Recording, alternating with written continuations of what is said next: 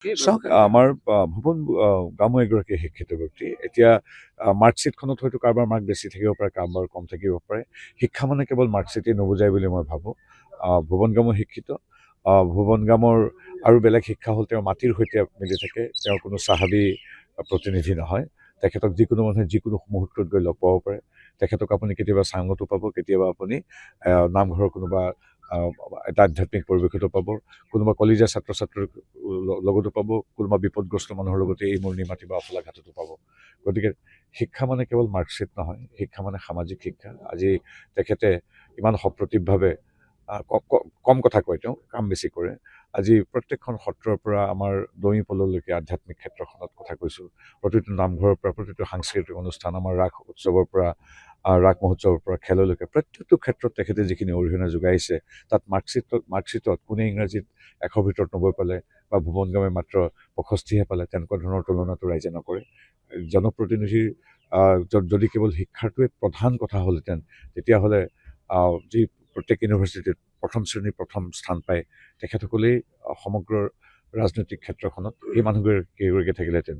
তেখেতসকল মেধাসম্পন্ন। তেখেত ইন্দ্ৰনীল পগু ডাঙৰীয়া, তেখেত মেধাসম্পন্ন এগৰাকী ভদ্ৰ ব্যক্তি। তেখেতৰ প্ৰতি আমাৰ শুভেচ্ছা আৰু শ্ৰদ্ধা আছে। কিন্তু এই কথাটো ঠিক, এইটো মোৰ কথা নহয়, ভাৰতৰ ৰাইজে, অসমৰ ৰাইজে সদায় কেৱল মাৰ্কশ্বিট নহয়, মানে জীৱন যাত্ৰাত সামাজিক, সাংস্কৃতিক, আধ্যাত্মিক, ৰাজনৈতিক ক্ষেত্ৰত প্ৰতিদিনে প্ৰতি বৰ্ষত গোটেই জীৱন যাত্ৰাত কিমান মাৰ্কছ অন্যান্য ক্ষেত্ৰতো ব্যৱহাৰিকভাৱে প্ৰেক্টিকেলি পায়, সেইবিলাক কথা লক্ষ্য কৰে। কেৱল বিদ্যায়তনিক বা আমাৰ শিক্ষানুষ্ঠানৰ মাৰ্কশ্বিটখনকে একমাত্ৰ বুলি নাভাবে। যদিও হয়, যিকোনো ক্ষেত্ৰত যিদৰে মেধাৰ প্ৰয়োজন, যিকোনো এগৰাকী ব্যক্তিক মেধাৰ প্ৰয়োজন, আনুষ্ঠানিক শিক্ষাৰ প্ৰয়োজন, সেই কথাটো সঁচা কথা।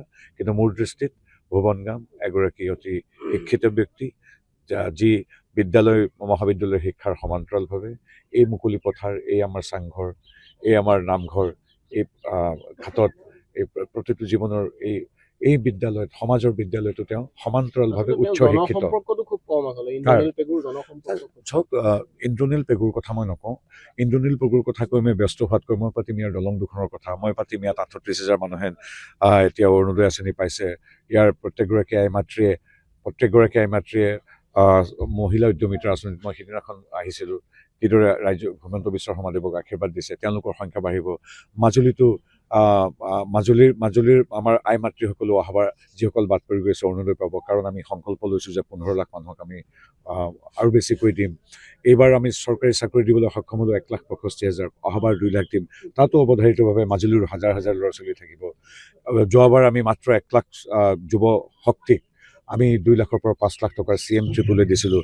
এইবাৰ 10 লাখলৈ সেইটো বৃদ্ধি হ'ব। আমাৰ মাজুলীৰো সহস্ৰাধিক যুৱ প্ৰতিভাই পাব। আমি সেইবিলাক কথা পাতিম।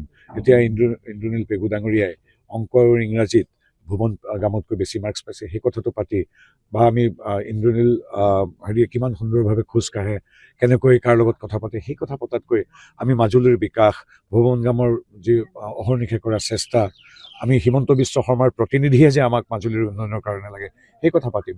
চব মাজুলীবাসী ৰাইজ ৰাজনৈতিকভাৱে অতি সচেতন, পৰম শ্ৰদ্ধেয়, বহু জানে। গতিকে মাজুলীবাসীৰ ৰাইজক উপদেশ দিবলৈ মোৰ কোনো ধৃষ্টতা নাই।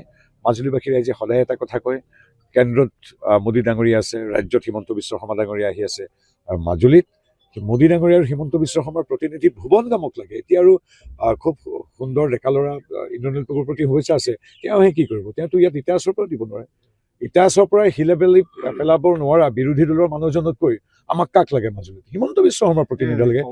নাপায় ক'ব তেনেকৈ, বিৰোধী শূন্য নহয়। বিশেষকৈ এটা কথা মই স্বীকাৰ কৰিবলৈ কুণ্ঠাবোধ নকৰোঁ যে বিৰোধী সদায় থাকিব ইয়াত, বিশেষকৈ কংগ্ৰেছ সদায় থাকিব, কাৰণ 24-25খন আসনত মিয়া অধ্যুষিত। তেওঁলোকৰ লগত আমি প্ৰতিযোগিতাৰ পৰা শত যোজনাত তেওঁলোক বহু আগুৱাই গৈছে মিয়া এলেকাত। তাতে আপুনি অখিল গগৈ, গৌৰৱ গগৈ, কালি লুৰিণ গগৈ তেওঁলোকক পাব। যিহেতু অসমৰ এক অংশত মিয়াসকল আছে, মিয়াসকলে আকৌ প্ৰাণত থাপি লৈছে কংগ্ৰেছ, ৰাইজদল ইত্যাদিক। আমাৰ ইন্দ্ৰনীল পেগুৰ দলটোক, ইন্দ্ৰনীল পেগুৰ দলটোৰ দম্ভ কি যে তেওঁলোক মিয়া এলেকাত 24টা আসন পাবই। তেওঁলোকৰ আৰম্ভ হ'ব সেই 24টা আসনেৰে, আৰু আমাৰ আসন আৰম্ভ হ'ব মাজুলীৰ দৰে খিলঞ্জীয়া ভূমিপুত্ৰৰ এখন আসনেৰে। তেওঁলোকৰ আৰম্ভ হ'ব কিহেৰে? 24খন মিয়া আসনেৰে। আমাৰ আৰম্ভ হ'ব এই আমাৰ মাজুলীৰ দৰে পীঠস্থানেৰে। গতিকে তেওঁলোকৰ ডিফাৰেঞ্চ আছে। কেতিয়াও বিৰোধী শূন্য নহয়।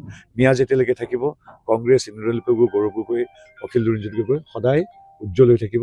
সেই নিৰ্দিষ্ট এলেকাবিলাকত আচলতে মাজুলী আহিব এনেকুৱা মই কৈছোঁ তেওঁলোক ক'লে যে কি আহে মিয়া এলেকাত কিমান মিটিং কৰিছে সেইবিলাক পাতি থকাতকৈ আমি মাজুলী কালচাৰেল ইউনিভাৰ্চিটিৰ কথা পাতিম তেওঁলোকে কি কৰিছে এতিয়া মই এতিয়া ক'ব বিচাৰিছোঁ যে এতিয়া তেওঁ সেইবিলাক কথা পতককৈ এটা বিখ্যাত বাছ ষ্টেণ্ড যে বনাইছিল নামঘৰ বনাইছিল 2 লাখ টকাৰ সেইবিলাক কথা আপোনালোকে দেখাওক সেইবিলাক কথা সোধক মাজুলীৰ মানুহ হ'ল অতিথিপৰায়ণ ইয়াত হোটেল হোমষ্টে নাথাকোঁতেই 50,000 মানুহে ৰাস চাবলৈ আহে ক'ত ৰাখে মানুহবিলাকে মাজুলীৰ নিজৰ ঘৰত ৰাখে মাজুলী অতিথিপৰায়ণ তিনি গগৈক ভোট নিদিব পাৰে কিন্তু ধুনীয়াকৈ ভাত এসাঁজ খুৱাই মৰমেৰে আশীৰ্বাদ দি আমাৰ ভকত বৈষ্ণৱে পঠিয়াব মাজুলীটো সেই বিশেষত্ব কিন্তু এইটো ঠিক ভাত সাঁজ এঠা দৈৰ জলপান্তি ধুনীয়াকৈ পঠিয়াব কিন্তু ভোট দিব হিমন্ত বিশ্বৰ প্ৰতিনিধি ভুৱন গামক যিকোনো খবৰৰ বাবে যোগাযোগ কৰক আমাৰ এই নম্বৰত 9181 307 2221